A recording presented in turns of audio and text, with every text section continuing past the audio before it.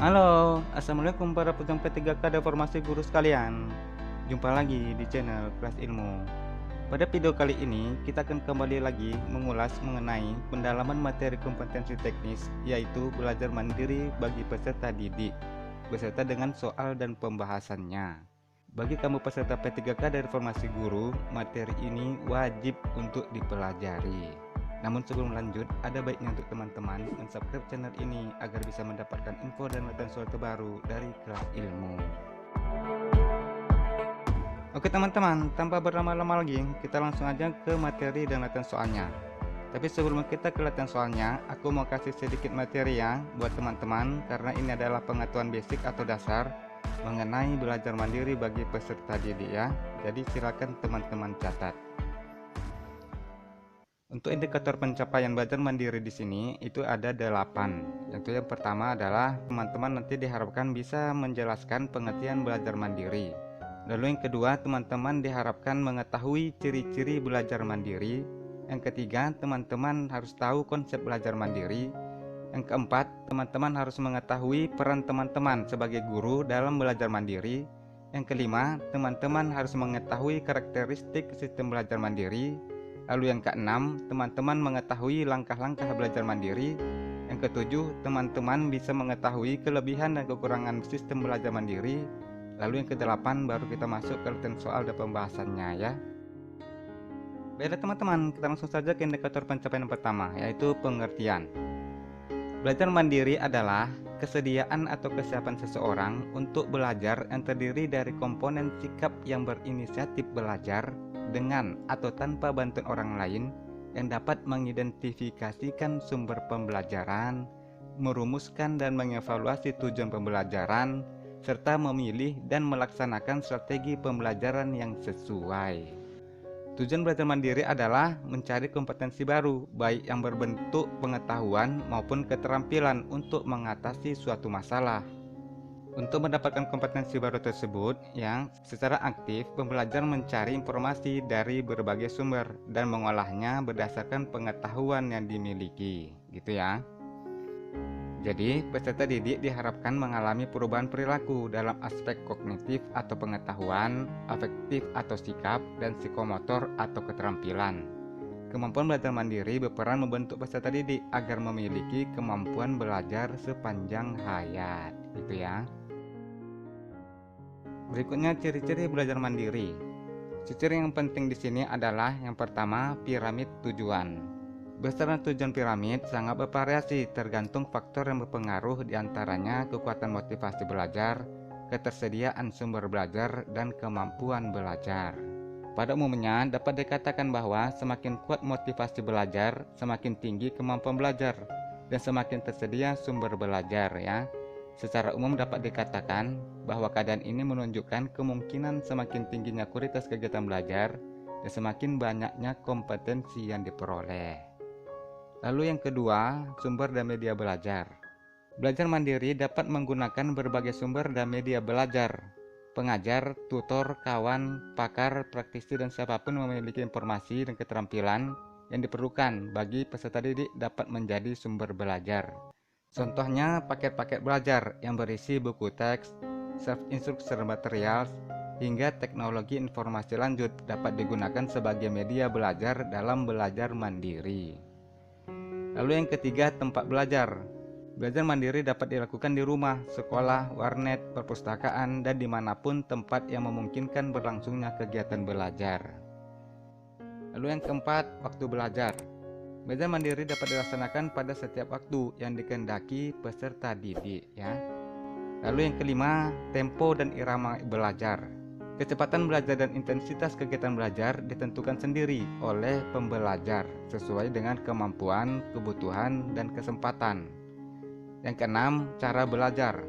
Pembelajar memiliki cara belajar sendiri seperti tipe auditif, kinestetik, visual, atau tipe campuran. Dan yang ketujuh adalah evaluasi hasil belajar. Evaluasi dapat dilakukan sendiri oleh pembelajar dengan membandingkan antara tujuan belajar dan hasil yang dicapainya. Kita lanjut ke indikator pencapaian berikutnya, yaitu konsep belajar mandiri. Model konsep dari belajar mandiri yaitu seperti ini. Personal attributes dimaksudkan sebagai motivasi untuk belajar dan kapasitas diri untuk tanggung jawab terhadap pembelajaran mereka. Selain itu juga meliputi kemampuan menggunakan sumber pembelajaran dan kemampuan melakukan strategi berpikir atau belajar. Personal attribute harus disertai dengan sudah memiliki pengetahuan sebelumnya atau prior knowledge, sedangkan proses menunjukkan bagaimana peserta didik belajar yang diwujudkan dalam tahap perencanaan. Pada tahap ini, peserta didik merencanakan aktivitas pada tempat dan waktu di mana peserta didik merasa nyaman untuk belajar, ya. Jadi, peserta didik juga merencanakan komponen belajar yang diinginkan serta menentukan target belajar yang ingin dicapai. Pada tahap kedua, tahap pemantauan. Pada tahap ini, peserta didik mengamati dan mengobservasi pembelajaran mereka. Banyak tantangan belajar yang dapat ditemukan oleh peserta didik ketika peserta didik memonitoring pembelajaran mereka, sehingga akan menjadikan proses belajar yang lebih bermakna. Lalu tahap ketiganya, tahap evaluasi. Pada tahap ini, peserta didik mengevaluasi pembelajaran dan pengetahuan yang dimiliki. Kemudian pendidik memberikan umpan balik serta mengkolaborasikan pengetahuan antar peserta didik untuk mencapai suatu pemahaman yang benar, ya. Lalu pada learning context menunjukkan bahwa faktor lingkungan yang memengaruhi belajar mandiri. Adapun faktor lingkungan yang memengaruhi belajar mandiri adalah rancangan pengajaran, bentuk dan jenis pengajaran, hingga tempat pembelajaran yang akan berlangsung. Learning context yang dimaksud di sini adalah dalam konteks sosial yang meliputi norma, budaya, dan kultur lingkungan sosial. Jadi konsep belajar mandiri bermakna bahwa belajar mandiri merupakan kolaboratif learning antar sesama teman untuk mendapatkan umpan balik. Dapat juga interaksi dan berkomunikasi dengan pengajar yang diberikan sebagai panduan dan pemberi umpan balik yang bersifat membangun dan informatif, ya. Paham ya? Kemudian peran guru atau pengajar dalam belajar mandiri. Itu peran yang pertama adalah pengajar sebagai demonstrator. Hendaknya pengajar meningkatkan kemampuannya dalam hal ilmu yang dimilikinya, sebab hal ini sangat menentukan hasil belajar yang dicapai siswa. Lalu yang kedua, pengajar sebagai organisator. Komponen yang berkaitan dengan kegiatan belajar mengajar semua diorganisasikan dengan sedemikian rupa sehingga dapat mencapai efektivitas dan efisien belajar pada siswa. Lalu yang ketiga, pengajar sebagai motivator. Pengajar bisa meningkatkan kegairahan dan pengembangan kegiatan belajar. Lalu yang keempat, pengajar sebagai pengarah. Guru dapat membimbing dan mengarahkan kegiatan belajar peserta didik sesuai tujuan yang dicita-citakan. Lalu yang kelima, pengajar sebagai transmitter. Guru dapat bertindak selaku penyebar kebijaksanaan pendidikan dan pengetahuan. Paham ya? Kemudian karakteristik sistem belajar mandiri. Itu yang pertama adalah sistem harus dapat dilakukan di semua tempat di mana terdapat peserta didik, walaupun hanya satu orang, baik dengan atau tanpa kehadiran guru pada saat dan tempat yang sama. Lalu yang kedua, sistem harus memberikan tanggung jawab untuk belajar yang lebih besar kepada peserta didik. Yang ketiga, sistem harus membebaskan peserta didik dari tipe tugas lain yang tidak relevan, sehingga lebih banyak waktu untuk tugas-tugas pendidikan. Yang keempat, sistem harus menawarkan kepada peserta didik pilihan yang lebih luas baik dari segi mata pelajaran, bentuk maupun metodologi. Yang kelima, sistem harus memanfaatkan segala macam bentuk media dan metode pembelajaran yang telah terbukti efektif.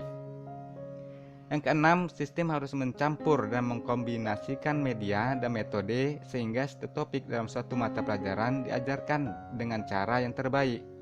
Kemudian yang ketujuh, sistem harus mempertimbangkan desain dan pengembangan mata pelajaran yang sesuai dengan program media yang sudah ditetapkan. Yang kedelapan, sistem harus memelihara dan meningkatkan peluang untuk dapat beradaptasi dengan perbedaan-perbedaan individu. Yang kesembilan, sistem harus mengevaluasi keberhasilan belajar secara sederhana.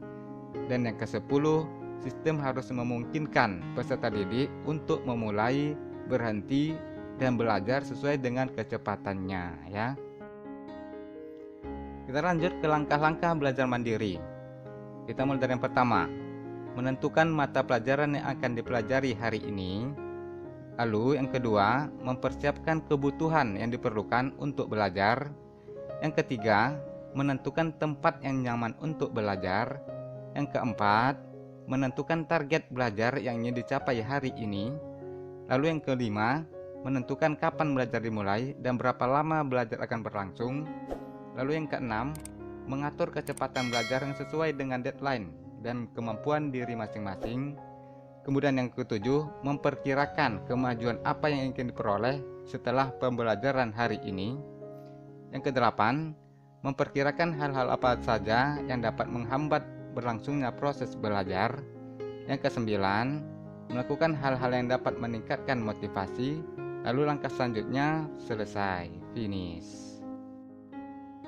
Kemudian kelebihan dan kekurangan belajar mandiri. Pertama-tama kita masuk dulu ke kelebihan belajar mandiri sebagai berikut. Yaitu yang pertama, pola ini memberikan kesempatan baik kepada siswa yang lamban maupun yang cepat untuk menyelesaikan pelajaran sesuai dengan tingkat kemampuan masing-masing dalam kondisi belajar yang cocok. Lalu kelebihan yang kedua, rasa percaya diri dan tanggung jawab pribadi yang dituntut dari siswa oleh program belajar mandiri mungkin dapat berlanjut sebagai kebiasaan dalam kegiatan pendidikan lain, tingkah laku pribadi, dan tanggung jawab atas pekerjaan. Lalu yang ketiga, program belajar mandiri dapat menyebabkan lebih banyak perhatian tercurah kepada siswa perseorangan dan memberi kesempatan yang lebih luas untuk berlangsungnya interaksi antar siswa. Lalu yang keempat, tanggung jawab dan kegiatan pengajar yang terlibat dalam program belajar mandiri berubah karena waktu untuk penyajian menjadi berkurang dan ia mempunyai waktu lebih banyak untuk memantau siswa dalam pertemuan kelompok dan untuk konsultasi perseorangan.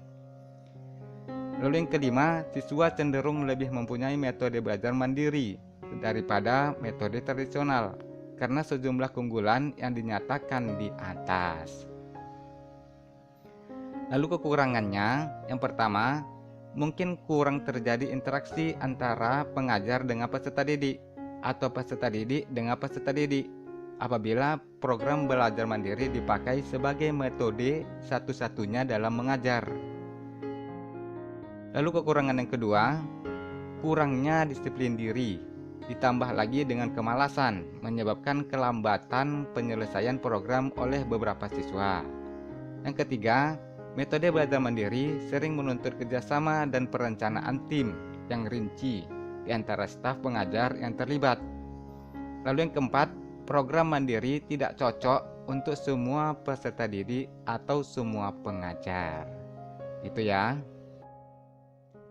Nah, sekarang kita baru ke latihan soal dan pembahasannya. Nomor 1. Di bawah ini yang bukan merupakan tipe-tipe belajar yang dikemukakan oleh Robert M. Gagne adalah A. Belajar rangkaian, B. Belajar isyarat, C. Asosiasi verbal, D. Belajar mandiri, atau E. Belajar diskriminasi.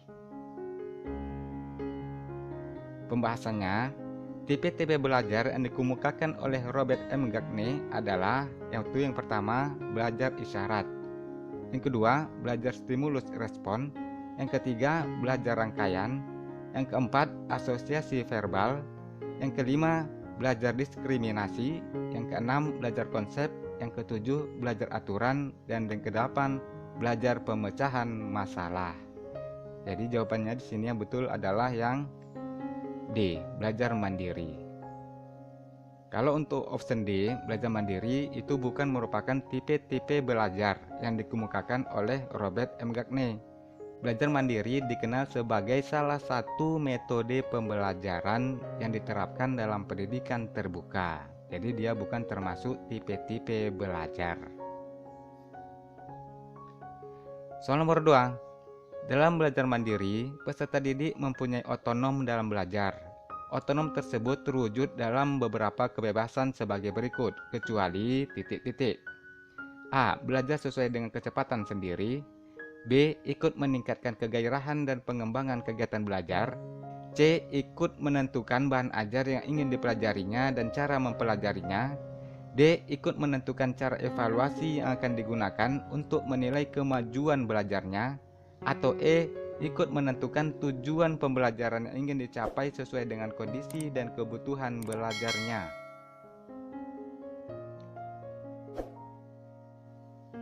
Pembahasannya, dalam belajar mandiri, peserta didik mempunyai otonom dalam belajar. Otonom tersebut terwujud dalam beberapa kebebasan sebagai berikut, yaitu yang pertama, peserta didik mempunyai kesempatan untuk ikut menentukan tujuan pembelajaran yang ingin dicapai sesuai dengan kondisi dan kebutuhan belajarnya. Lalu yang kedua, ikut menentukan cara evaluasi yang akan digunakan untuk menilai kemajuan belajarnya. Yang ketiga, ikut menentukan bahan ajar yang ingin dipelajarinya dan cara mempelajarinya. Dan yang keempat, peserta didik memiliki kebebasan untuk belajar sesuai dengan kecepatan sendiri. Jadi jawaban yang tepat di sini adalah yang B, ikut meningkatkan kegairahan dan pengembangan kegiatan belajar. Ini yang kecuali ya. Kalau untuk option B ini merupakan peran guru atau pengajar di dalam belajar mandiri sebagai motivator. Kita lanjut ke nomor 3. Pendapat ahli yang menyatakan ciri utama suatu proses pembelajaran mandiri ialah adanya kesempatan yang diberikan kepada peserta didik untuk ikut menentukan tujuan, sumber, dan evaluasi belajarnya adalah titik-titik. A. Moore, B. Knowles, C. Wedemeyer, D. Hamzah B. Uno, atau E. Haris Mujiman. Pembahasannya, menurut Moore, bahwa ciri utama dari suatu proses pembelajaran mandiri ialah adanya kesempatan yang diberikan kepada peserta didik untuk ikut menentukan tujuan, sumber, dan evaluasi belajarnya. Jadi jawabannya di sini yang tepat adalah yang A. Moore. Nah, itulah dia teman-teman materi dan latihan soal kompetensi teknis yaitu belajar mandiri bagi peserta didik. Kesimpulannya di sini adalah belajar mandiri adalah peningkatan pengetahuan, keahlian, prestasi, dan pengembangan diri individu yang diawali dengan inisiatif sendiri, dengan belajar perencanaan belajar sendiri dan dilakukan sendiri, menyadari kebutuhan belajar, tujuan belajar, membuat strategi belajar, menilai hasil belajar, serta memiliki tanggung jawab sendiri. Jadi dalam belajar mandiri, peserta didik sebagai subjek harus merancang, mengatur, dan mengontrol kegiatan mereka sendiri. Belajar mandiri menuntut peserta didik menentukan tujuan belajar mereka sendiri ya, merancang strategi untuk mencapai tujuan belajar, dan merancang metode evaluasi. Dalam menjalankan kegiatan belajar mandiri, banyak pihak yang ikut terlibat agar berjalan dengan baik, diantaranya orang tua, teman, pengajar, dan bahkan institusi juga ikut serta ya.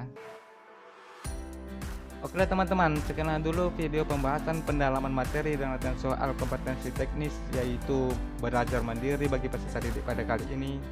Belajar adalah pengalaman, sedangkan yang lainnya hanyalah informasi. Akhir kata, terima kasih sudah menyaksikan dan semoga bermanfaat. Nanti insya Allah kita akan berjumpa lagi pada video-video pembahasan lainnya. Assalamualaikum warahmatullahi wabarakatuh dan sampai jumpa. Bye.